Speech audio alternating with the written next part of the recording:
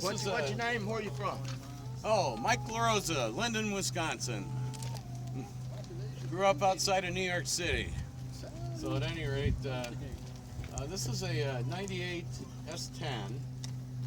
I think it's got a 2.2 liter in it. I guess I have to look at it to see. 2.2 liter. And it's got a plastic intake manifold, which has always made me nervous. And it's, I don't know how many miles it's got on. I guess that doesn't really matter. 150 or something like that, 1,000. And I pull a trailer behind it. I haven't run it on wood since last year, so I can't really claim to be like an active woodgasser today. And but everything's hooked up, and you can look at it. I just happened to notice that there's a bunch of oil on the frame of the trailer and on the front of the trailer and on my tanks. There's spots of oil, so I'm just trying to figure out where in the hell that's coming from. And I was underneath the truck and I don't see any leakage anywhere. So I must have drove through a construction site or something like that, and it got splashed up. It's on the fenders back there. But at any rate, this is a pretty simple system. There is a gutter in it up here. Wayne runs condensate tubes and has a lower gutter, I believe, and an upper gutter. And this has just got one gutter in it.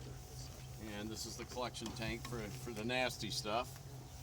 And it being a trailer, it requires all kinds of bracing, so things don't shake around and all that. I just clean it out through the 1.25 inch. It's made out of water tanks. I can't remember whether I've got 6 nozzles or 8 nozzles in it. I think the last one I built had 10 nozzles. So I can't really remember. So sorry about that. I usually bring a double rotor thing with me when I come, so I can show it off, show and tell. But at any rate, this is one of the nozzles, and I light through there usually. Although I've adopted Wayne's technique of lighting through the top.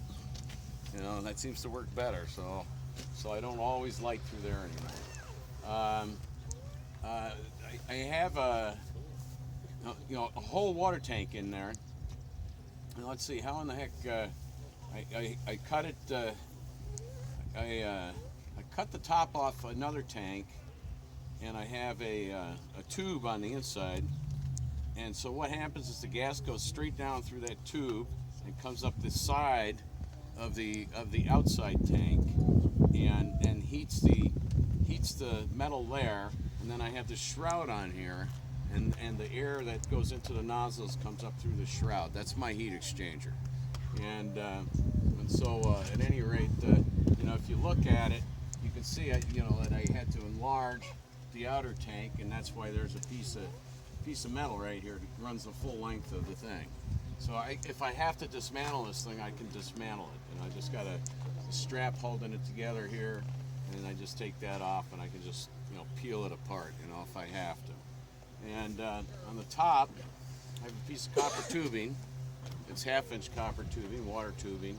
It's bent around, and I just tack brazed it in place, and then formed everything around that.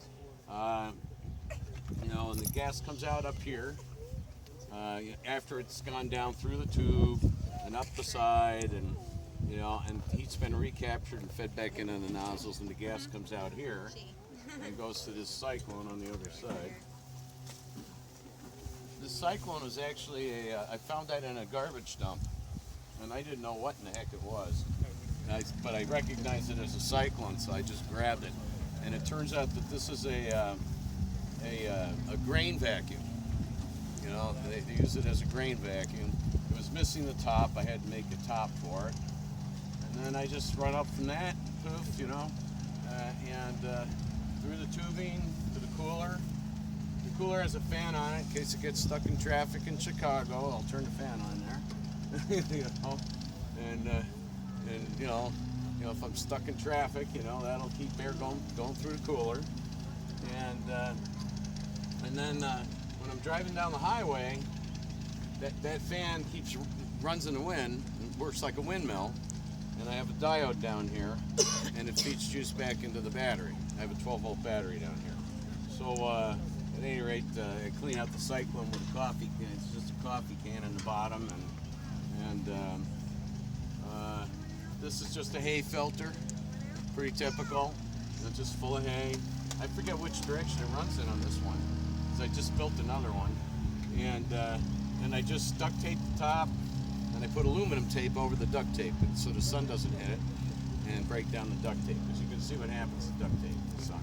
It just turns to garbage, you know. And that's about it. And then it runs through the tube underneath the truck.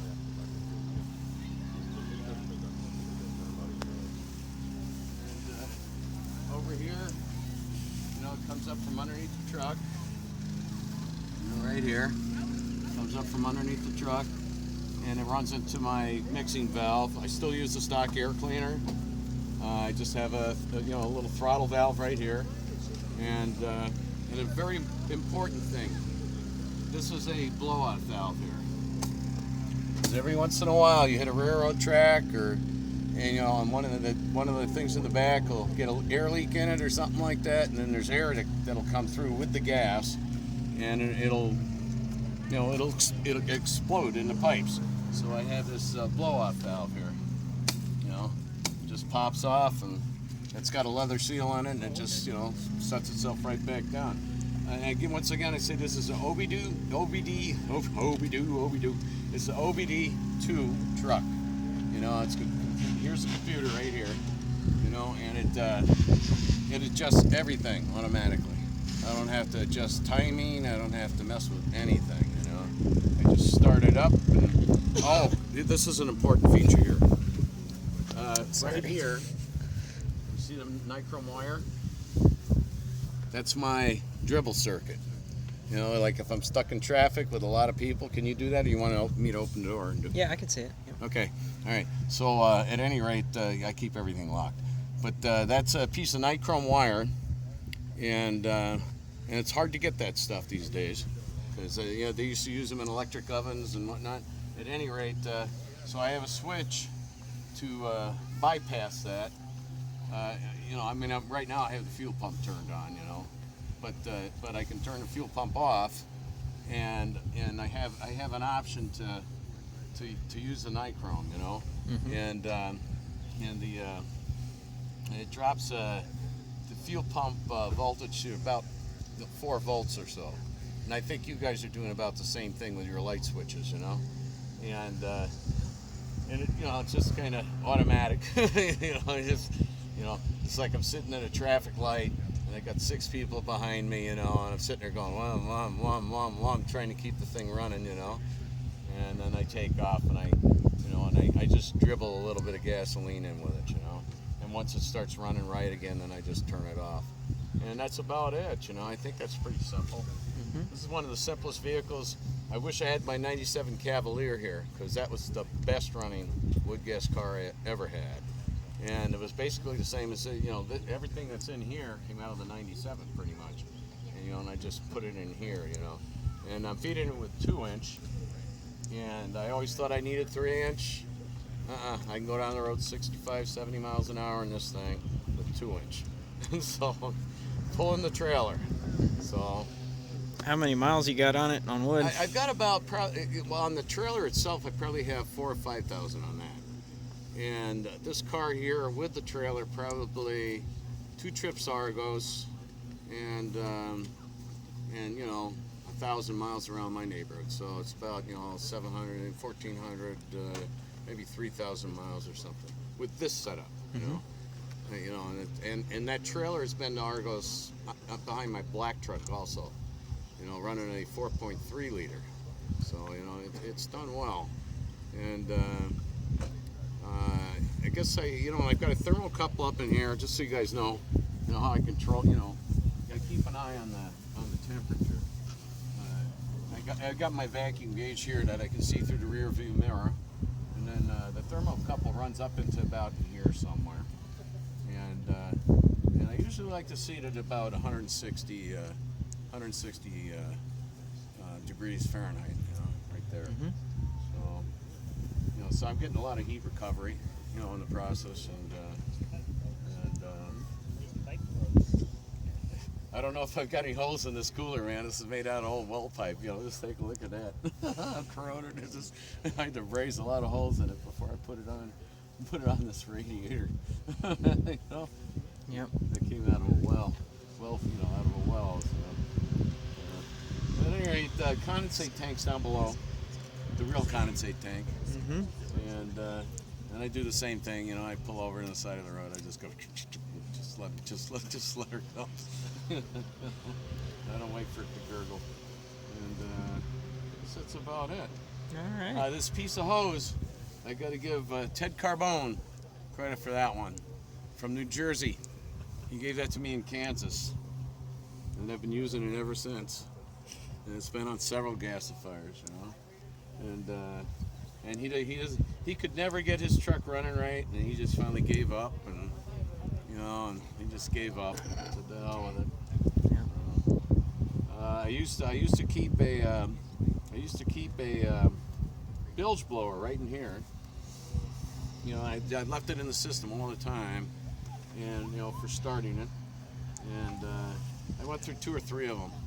You know, they don't like being in the system all the time, so I have a blower. It's buried in the back here, you know, for starting it. You know, and I just take the pipe off, and yep, I try to take the pipe off. You know, if I can wiggle it enough, there we go. I take the pipe off. I do have a stainless steel screen in here. That's a fire arrestor. You know, and also, you know, in case something comes out of the hay filter. So if it backfires, I've got a fire arrestor there. So you know, I got the pop valve up front, fire arrestor, and if you know, if a bunch of hay comes out of the hay filter, you know, and winds up down there, it doesn't, you know, get to the engine. So. All right. Can I say anything else? Or any questions? Or. Thanks, Mike. Looks How many good. years you been at this? Well, I built my first one in the 70s. You know, and I started again around when we invaded Iraq the first time. Okay. Yeah, I just got pissed off, and actually, what really pissed me off was Katrina. You know, here we are at 9/11. You know, and here we are invading other countries because 3,000 people got killed at the towers, and my nephew was working at the towers that day, and survived, and you know, and there were 3,000 bodies floating around there in Louisiana. You know, just because they were half black. So I kind of, you know, they didn't count.